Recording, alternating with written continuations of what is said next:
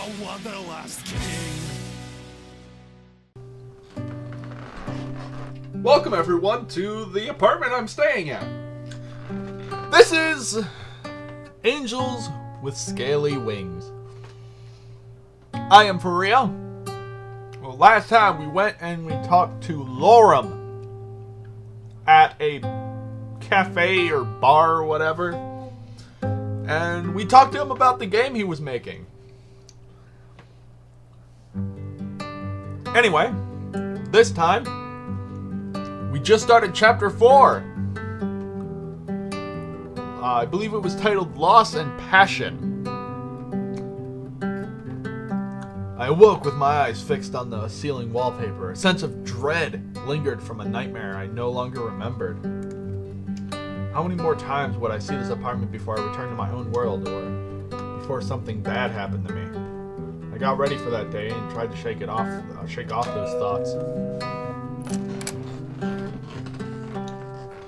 Hey, Furea. And right on the minute, you show up at this time every day like clockwork. Clocks are reliable, and reliable is good in this line of work. I've got something for you. An envelope from the facility. Oh, these are the results from the tests Anna ran on my blood. She must have sent this before she was... No, it's no use thinking about that now. Maybe the test results will be able to help us. Let's see. Remarkable similarities in genetic makeup, particularly the brain structure. Oh, I suppose this isn't the only reason you're here. The chief will explain everything once we get there. Let's not keep him waiting, shall we?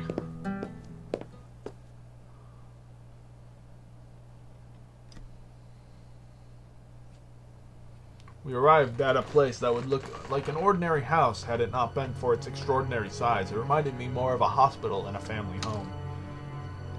Chief! There you are. Wait, weren't you supposed to be with Emira? Luckily, she doesn't work every day of the week. I see. Anyway, we're nearly done here, so keep it short. Reza broke into the hatchery. There was another murder victim, an employee of the hatchery who was on night duty. Her body was found quite away from here. There's evidence of a struggle, but she covered a lot of distance before it was ultimately over. Loud bangs were heard from the area her body was found, and she has numerous wounds consistent with both the wounds of the previous victims and that other weapon he has. By this point, news of another corpse didn't have the same impact anymore. She was just another one of Reza's faceless victims. A hatchery? Is that what that building is?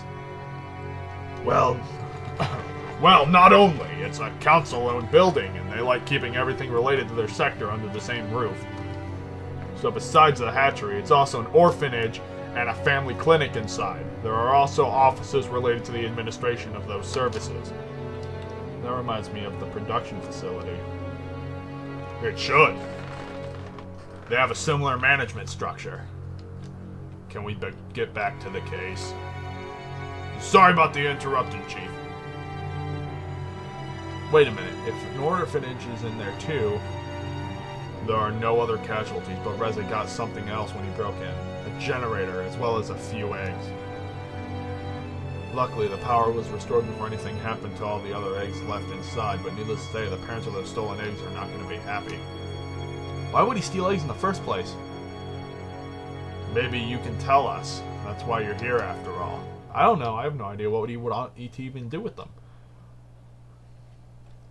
Maybe he wants to use them as a bargaining chip. After all, he still has to make his escape and the portal is still broken. Do you think he wants to exchange them for a safe passage through the portal? Maybe. It's still broken though, so I'm not sure if that would be much help. Maybe he has the part needed to repair. Maybe he has the part needed to repair it and now has everything he needs to escape. He could trade the eggs for a safe passage, fix the portal, and leave. That's not the only possibility. He may not have been the one who broke the portal.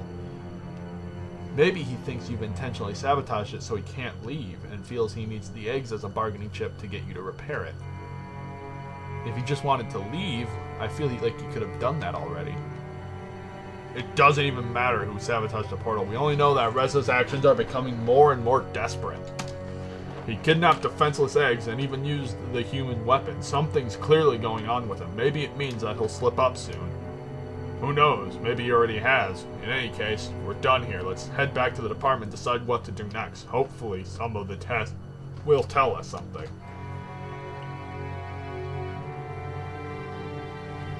After a brief walk, we were in Bryce's office again. Initial test results had already come in, but didn't reveal any insightful or new information. So what do we do now? Go over the timeline again? Not yet. There are still a few things I'd like to take care of first. What do you have in mind? Suddenly there was a knock at the door. Come in. Maverick, what are you doing here? Chief, can I talk to you alone? We're quite busy here, Maverick. What is this about? Reza. Well, you're looking at the Reza task force, so if you have anything to say, you can say it in front of all of us. I see. I think I know where Reza is. You know where Reza is at this very moment? I have a good reason to believe I've located his hideout. He could still be there, or he might have already moved on. Damn, Maverick, tell me everything. I've been tracking him for a while now. When he was at the portal a few days ago, I nearly got him and managed to follow him for a while before I lost him. Based on that, where he's been and where his victims have been found, I can triangulate his whereabouts. He has to live somewhere, right? He needs a base to hide the generators and everything he has stolen. Bryce cleared the clutter on the table and smoothed out a map of the town on its surface. It already had a few locations related to the case marked on it. Show it to me. Prior victims were found here and here. Today's was here. She was following him, likely because she wanted to save the eggs he stole. This is the path he took from the portal when I followed him a few days ago. So we've established this as his area of operation. Extrapolate it, and we can narrow it down to this. Now, where could he be hiding in this area? He's certainly not within the village border, so unless he's decided to live in the wilderness or in a hole in the ground, the only option is here. The abandoned farm. When did you figure all of this out? Just a few minutes ago. When I did, I immediately came here. Damn it, Maverick. This might be it. Should we send an observation team? As if we had one to spare. Heck, we're going there right now. What about you, Maverick? I'm still on sick leave, remember? Besides, if I saw Reza right now, I'd probably do something I shouldn't. How about you, Furea? Isn't this gonna be dangerous? Reza probably won't harm you, as you're the only one he could possibly consider an ally. Good point. If anything, with you there, we might be able to convince him to give up, or we could act like we intend to trade you for the eggs if he tries to use them as a bargaining chip. You're not really going to use me as ransom, right? We'll see about that. I suppose if it's necessary, I'll have to play along. I've got your back. If there's one thing we could do to make this whole situation even worse, it would be messing up with you. We have the elements of surprise if we walk into his base right now, but we risk Reza lashing out with his weapon. If we want to resolve this peacefully, observation is probably the way to go. I guess we won't need Furea for that, though. True enough. Alright, Furea, you stay here and wait until further instruction. We may need you at a moment's notice. Don't do anything without us telling you to, understand? Okay. Alright then, let's go, Sebastian. After you, Chief! And Maverick, good job. Thanks, Chief. Shortly after they vanished, Maverick turned to leave. Then I had to wait. Bryce and Sebastian were out observing the farm now, and if anything new happened, I would be the first to know. I spent time looking around Bryce's office, studying all the material he had gathered about the case, though there wasn't any information that I didn't already know. After a few hours, the telephone in his office rang. Not sure whether the call was intended for me or Bryce. I picked up. Furea! Yeah? I think you need to come here. I'll give you the directions. No problem. There you are. So what happened? A whole lot of nothing. There was no movement to or from the building in the time we've been watching. He usually operates during the night, so maybe he's just asleep? In that case, it would be best for us to go in before he has a chance to make his escape. Or maybe he's not even in there anymore. He could have seen us and slipped away unnoticed with plenty of time to destroy the evidence while we've been waiting here. You're right. Either he's still inside or he's already gone and not coming back. Let's go in. What should I do? You're coming with me. Sebastian, you walk around and watch the back of the building just in case he tries to escape. I'm on it, Chief. I go in and you stay here, alright? What am I even here for then? You're our insurance. If Reza tries to flee and sees you, it might throw him off. You might be able to stop him. Or if we get into a standoff, I can tell him you're here as well. I just don't want you to come inside when it could become dangerous.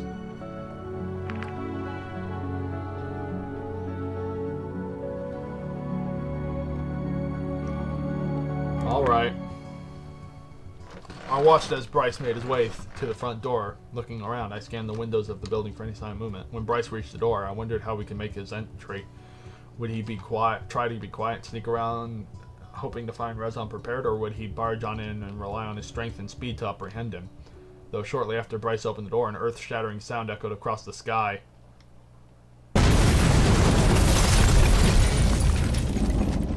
Bryce!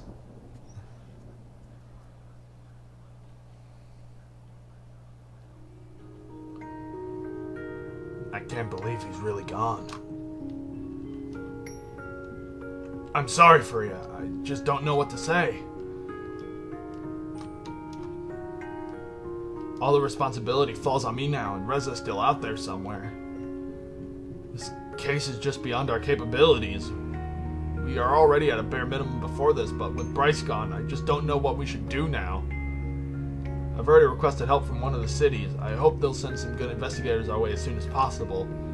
At least we reclaimed everything that was stolen. Well, except for the eggs. I don't want to have to explain to the parents how their children were killed in the explosion. All of the generators were just sitting inside there. It makes me think Reza must have left in a hurry. And we got so close too. It was his hideout, for crying out loud. Probably just saw us approaching and left before we even had the chance to apprehend him. But you know what? We can't stop now. If anything, this has only proven he's even more dangerous than what we thought. If Reza can make bombs out of generators, who's to say where he'll use them next? We have to stop him, Furea. Are you with me? Fuck yeah. Regardless of Bryce's death, we have to try our best to proceed with the investigation for his memory and for the sake of the town. At least Reza doesn't have any generators for now. All the stolen ones were accounted for inside the building. Alright, let's see what else we have. Searched the building, found more than the things Reza stole. We also found this bloody bandage. Do you think that's his? That's what we need to find out, but given all we know, it probably is. So he's wounded. We know that he was injured during the fight with his first victim, but whether this is from the same wound or something else, I'm not sure. In any case, you could bring it into the lab to find out more. Sure. Next, we have a witness who reported hearing loud bangs during the night. We'd like to send someone to make a follow-up visit. You'll need to confirm the witness statement, then see if he has anything new to share.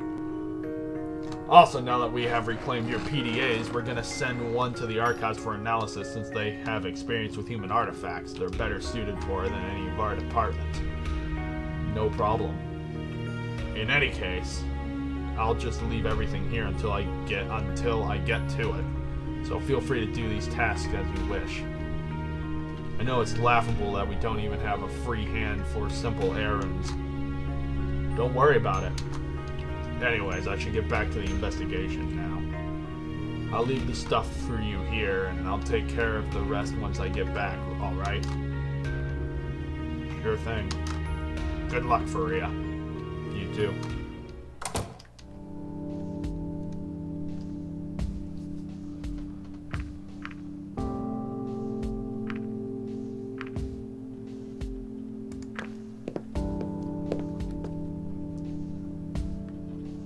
Doesn't look like Remy's here. Excuse me. Can I help you? Do you know where the audio section is? I'm looking for some sheet music. Sorry, I have no idea. I don't even work here. Don't worry about it. The staff all seem to be hiding somewhere. Anyway, have a good day. You too. Maybe Remy is somewhere in the back or in his office. Hello? You know this section is usually for staff only. I'm just looking for Remy. I'm supposed to drop off this PDA. Well, he is not working today. Apparently he has other engagements. If you need to find him, you can probably do so at his home. Can't I just leave the PDA here? Oh, I'm not going to take responsibility for this if it gets lost. If you want to drop it off, go find him. Okay. By the way, I hope you do not take it personally that I tried to send you away. To be honest, I'm glad you're still here. Remember, I said I believed you when you told me your side of the story. I always have to do what is in the public's best interest, and now they will not blame me. If you have any connection with Reza, I hope you can understand that. Here is Remy's address in case you need it. Thank you.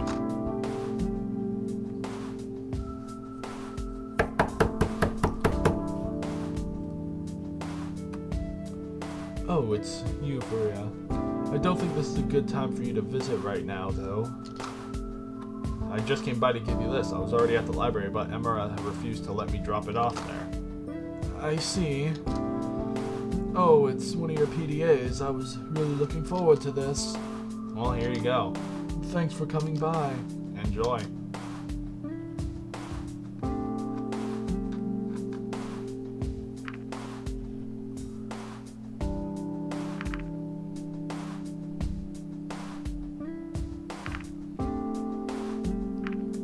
Let's go visit the witness.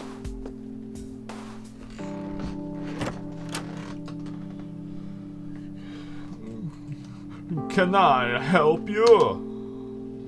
You must be Ipsum, is that right? Sure. I'm working with the police and hoped you could answer a few questions. Because I responded to your call for witnesses about last night, right? Yeah. Alright, what do you want to know? Can you tell me what happened? Sure, I was running an experiment in my home laboratory and waited for it to finish. Around 2 a.m., I suddenly hear a few bangs outside. They all reminded me of small explosions. It sounded like they were coming from just around the corner. I see. Did nothing about this seem unusual to you? Not really. I know I've caused a few similar disturbances with my experiments before. If someone else decided to take up home experimentation, they certainly have my approval. Besides, I wasn't in any position to abandon the experiment I was running at the time, or else it could have had a similar outcome. Thank you. I think that'll be all. No problem.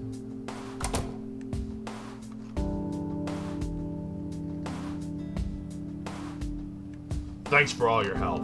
I'll take care of the remaining tasks so you can take the rest of the day off. I'm sure you have things to do other than helping the police department. It's no problem really. My trip to your world wasn't supposed to be a vacation. Alright then. I'll see you next time. See ya.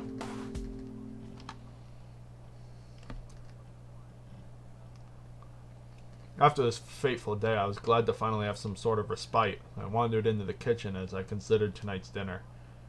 Should I cook something or order out? When I returned to the living room, I suddenly found my strength leaving me and collapsed to the floor.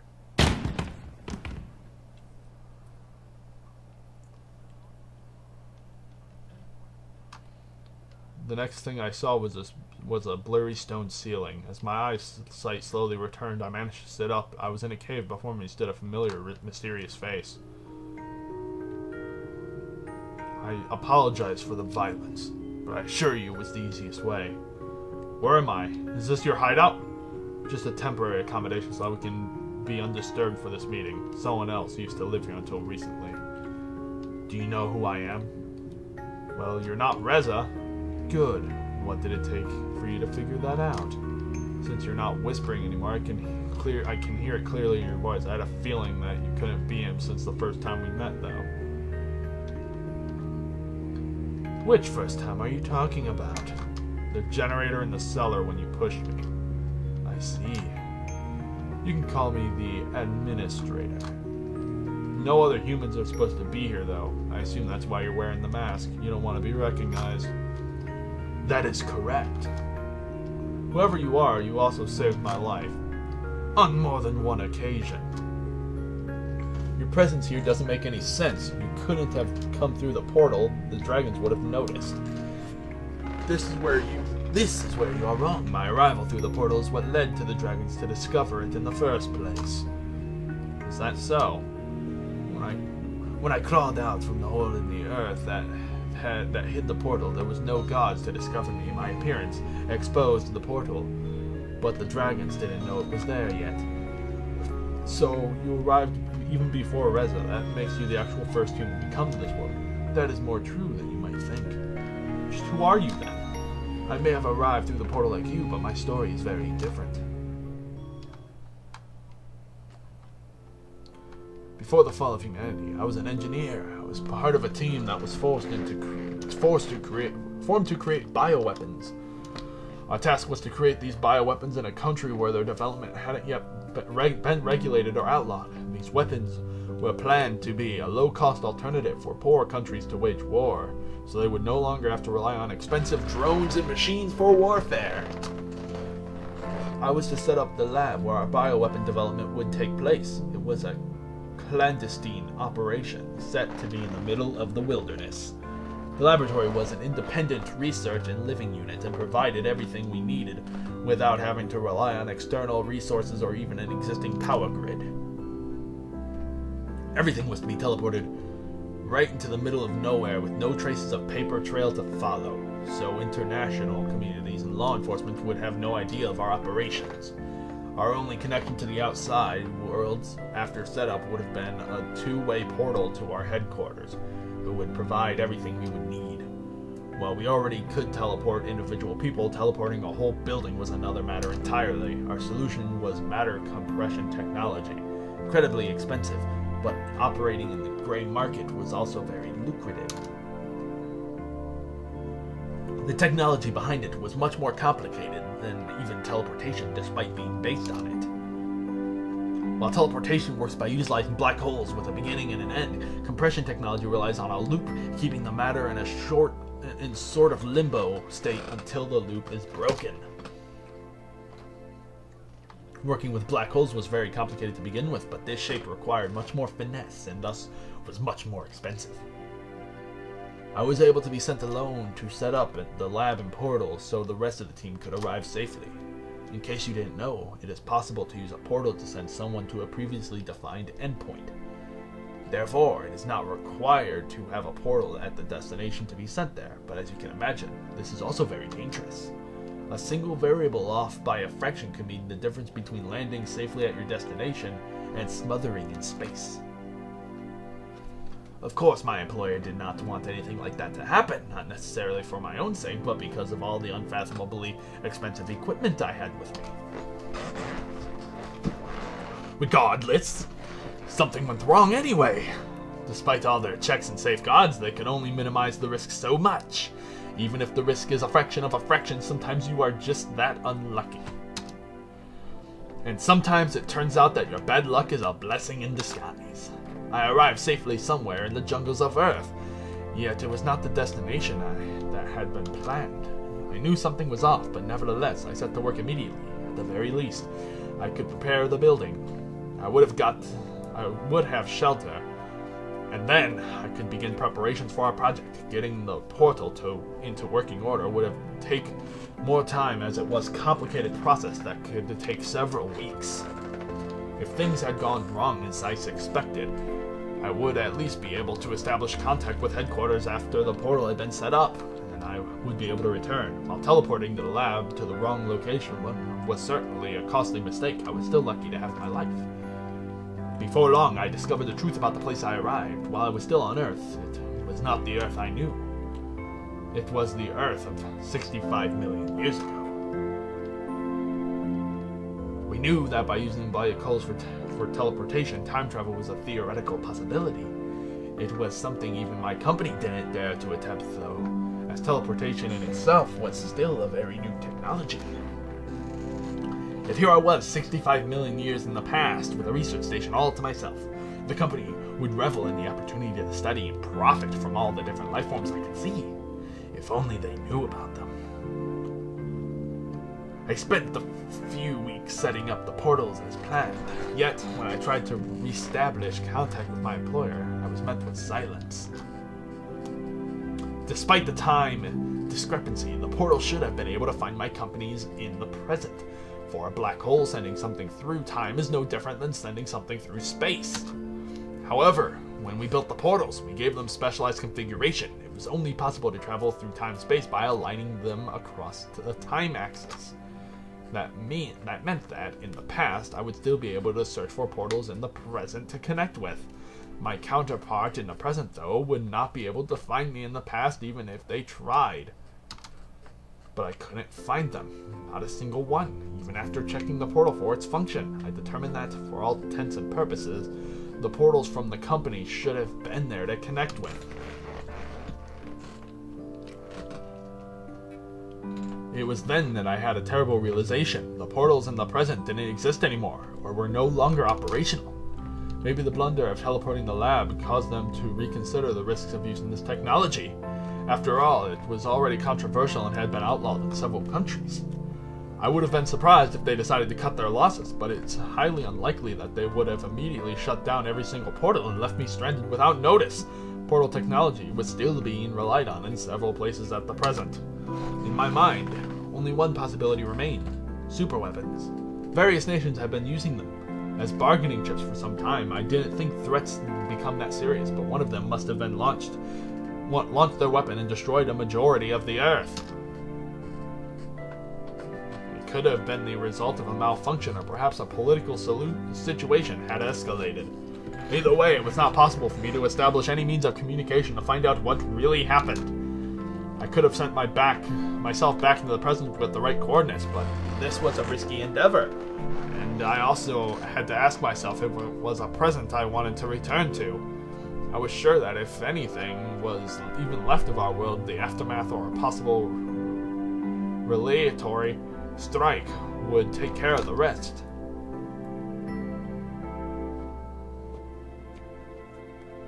In the end, I had to realize that whichever present that did exist was likely not one that was worth returning to. It made my decision all the easier. Instead of returning to a destroyed civilization, I saw an opportunity. Rather than creating bioweapons, I could use them to create new civilizations, shape my own ideals. I had all the necessary data and most modern methods and machines at my fingertips. Besides, most of the processes had already been automated. In the end, I still used the lab for what it had been created for, fusing humans and animal DNA to create beings that were mostly animal but possessed a greater intelligence that allowed them to learn whatever we wanted them to. As I didn't have any animal samples with me when I initially arrived, I collected them from the sources available to me. Automated processes mixed the DNA further across the samples. New abilities were enhanced, like enhanced armor, flight, and spit weapons to make new creatures for more effective in combat.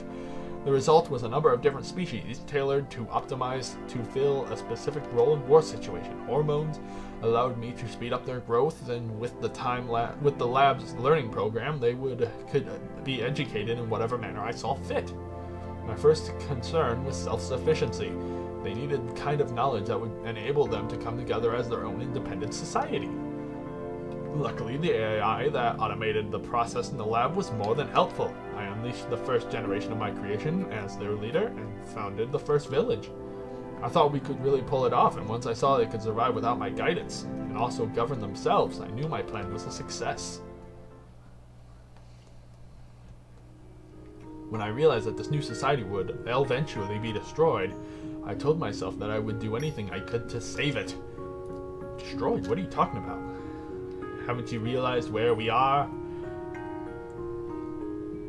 The Chicxulub asteroid is heading for us. With a diameter over 10 kilometers, its impact will create humongous clouds of dust, throwing Earth into a literal dark age. They will block out the sunlight for over a year, killing off many species of plants that rely on photosynthesis to survive. As a result, animals that eat those plants will also vanish, as will those who sought subsistence from these herbivores. And all in all, 75% of species will vanish, and in terrestrial ecosystems, all animals heavier than a single kilogram will die. That would be 2.2 pounds, in case you didn't know. It will be the end of everyone who lives here, every single dragon you have seen, unless we do something. We? What am I supposed to do? Do you not wish to save them? I came here to help humanity, and now you tell me this society, this whole world, is also on the brink of extinction? That is the truth. What kind of difference could a single person like me even make to save it? Right now, it's also a single person that represents its greatest threat. Reza? How? In order to stop the comet, we will need as much power as possible. We reclaimed all the generators he stole. Besides, how could a few of them be enough to make a difference in something like this? Don't forget that Reza is still out there looking for more. The truth is, I don't know if all the generators we could gather would ever be enough. We only require enough power to divert the comet's path during a crucial moment. But even if this plan is possible, we will need every single generator we can get. So my goal hasn't changed. I just need to find Reza. Yes, but you'll need my help, and maybe the help of others. You know that Reza is dangerous, and with his gun, he has a clear advantage. I don't think that he would hesitate to kill you if you were in his way. And what shall we do? Do you know where he is? No, but I think you'll find him soon, and you can count on my support when that happens. I see. There's only one thing that still does make sense to me, though. The dragons have myths about you, but they don't know or remember you. They haven't seen any humans for who knows how long. How much time could have passed since you created them and now? For how many generations could it take to forget? Why isn't there proof of your existence? I don't know exactly how long it's been myself. When I realized what time period I was in and what my creation was about to be wiped out in the future, I wanted to go to that future and see what they had become. I disabled the portal's time axis safeguards and thus enabled it to connect with others in different times. This also included that very same portal in the future, with the generator of our lab being able to supply the portal with power for an indefinite amount of time. I was able to travel to any waypoint in the future I wanted to.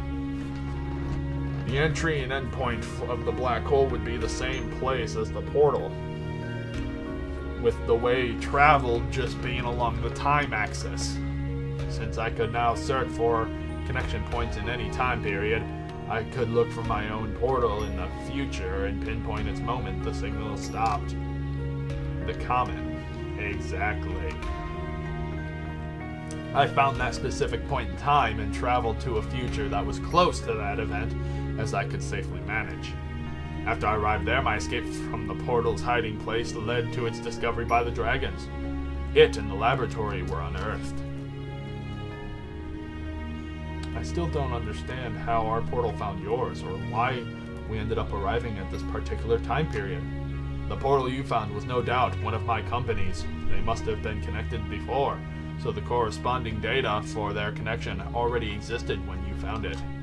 I'm not sure if that could bypass the anti-time travel safeguards, though. Was it completely operational when you found it? No, it took a little bit of tinkering. Probably jumping the hardware safeguard in the process. Now, consider that the connected portals travel along the time axis together. The data for their beginning and end points are adjusted automatically.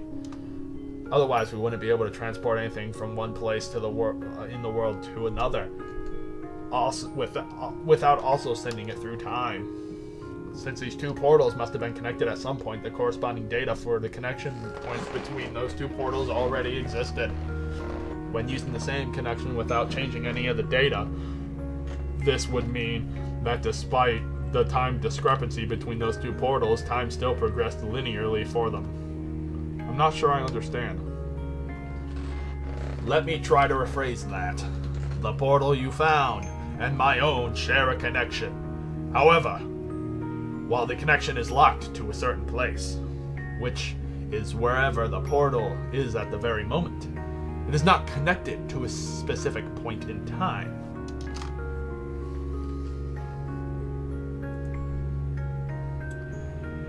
For us and the physical machines that are the portals, time passes linearly and we can't do anything about that. However, for the black holes, this isn't the case.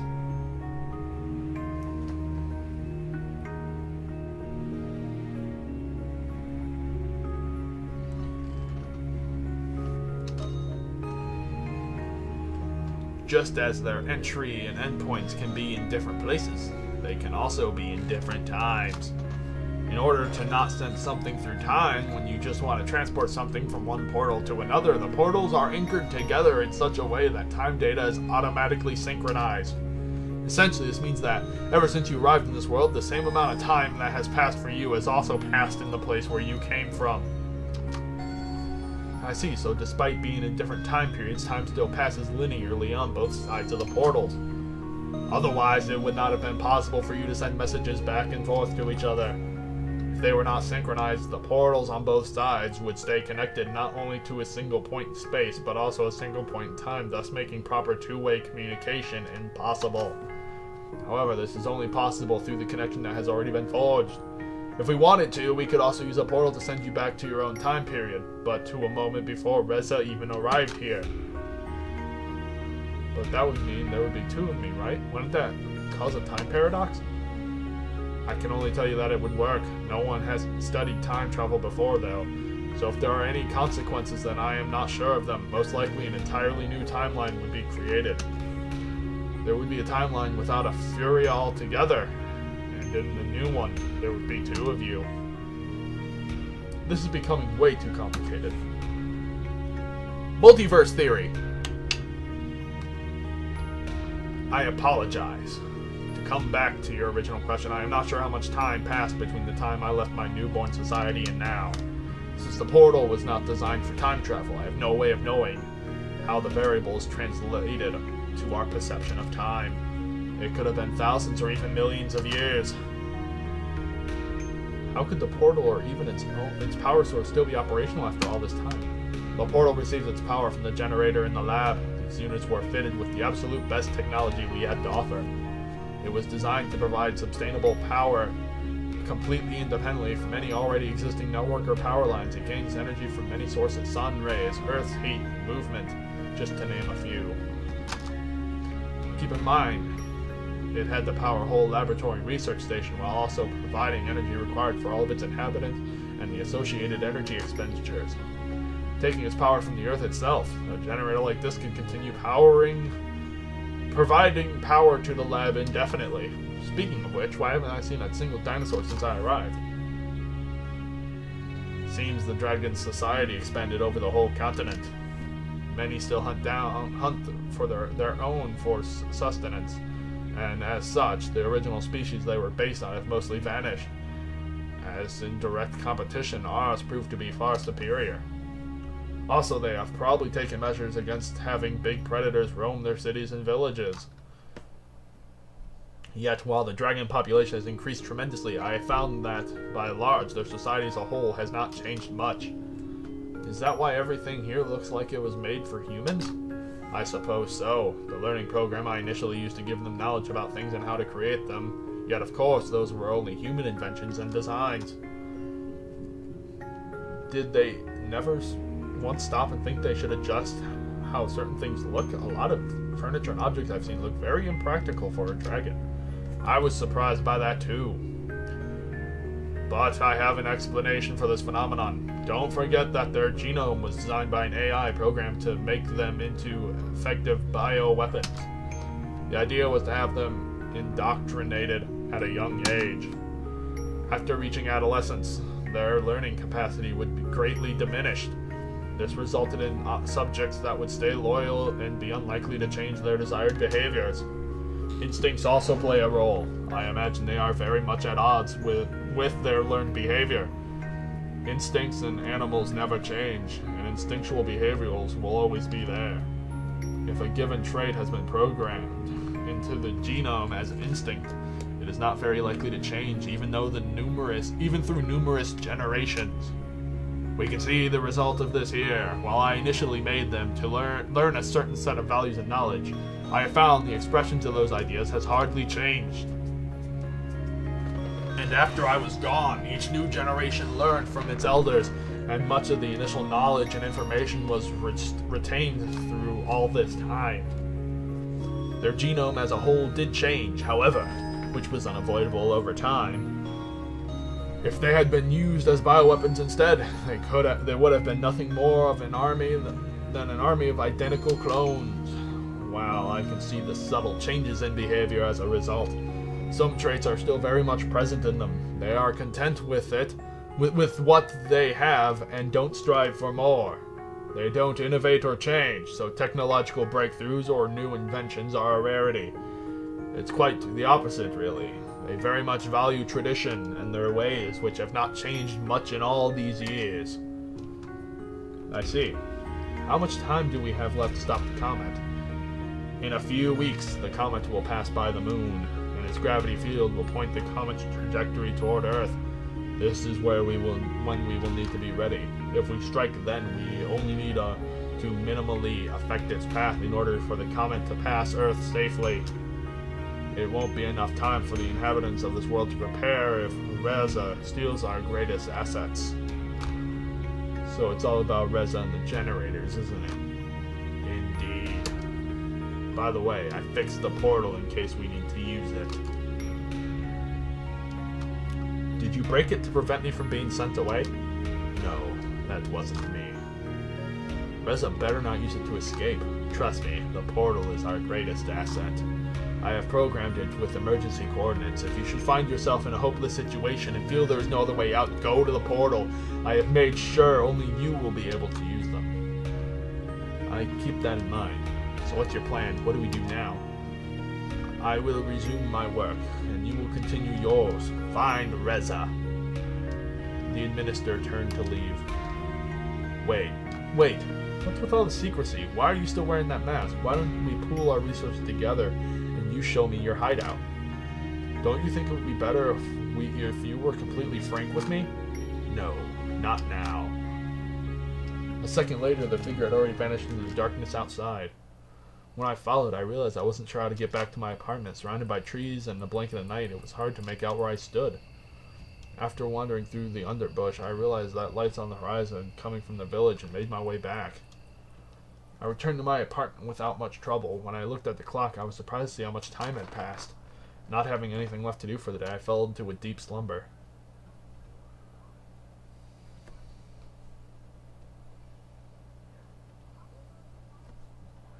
Seems there's nothing for me to do this morning. I guess they don't need me at the police department. Not that I mind. Seems I got some messages. Let's see. Indeed, let's see! Next time, boys and girls, on Angels with Scaly Wings! We will see what the hell's going up on my answering machine. And we'll probably... Knowing how this has been going so far, we're probably going to go out for another day with Adine. We'll see you guys then.